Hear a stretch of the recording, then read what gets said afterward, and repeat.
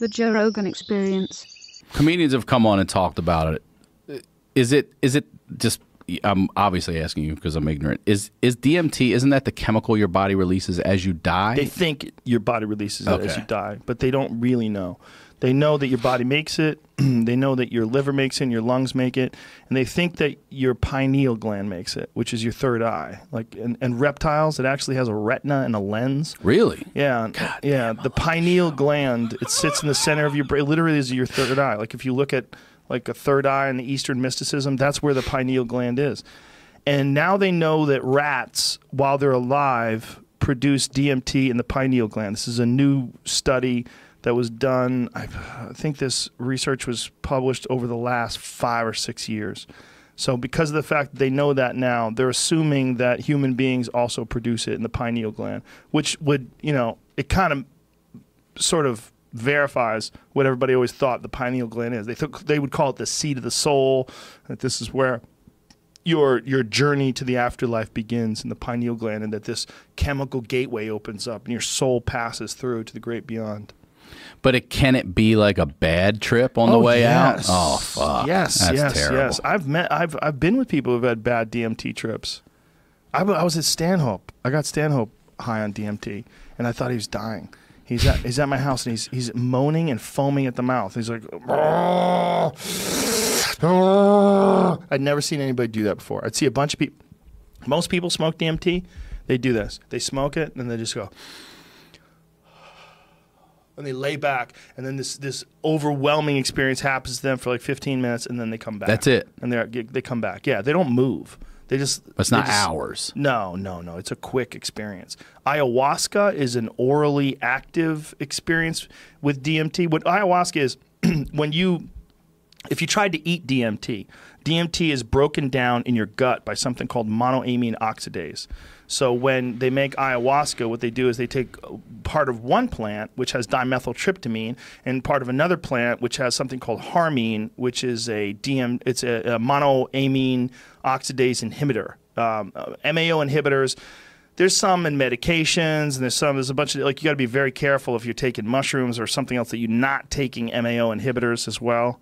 But so you take this stuff together, and what it does is it gives you an orally active DMT trip. So as it's broken down by your gut, it's like a slow release DMT trip that'll take several hours, as opposed to this fucking rocket ship ride to the center of the universe that you get when you take it, when you smoke it. Because when you smoke it, or intravenous use, if you go to a doctor who knows how to do that, that goes directly into your bloodstream, and it's just it is impossible to avoid. You can't hang on. It's going to take you to the center of the fucking universe, and you're going to experience life forms and interaction with spirits and angels and aliens and gestures. For me, it was a bunch of gestures that were giving me the finger.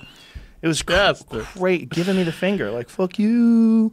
Like, it was very, very, very, very powerful. But the Stanhope one was the only time I ever saw someone where I thought they were going to die. And I was thinking, what if I kill one of my best friends? Like, what if I killed Stanhope? I was like, I don't remember. I think I did it first, because I think he hadn't done it before. So I said, I'll do it. Just watch me do it. And just sit down here, and then you do it next.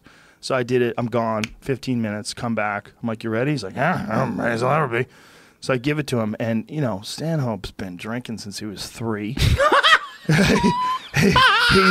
His body's loosely held together with duct tape.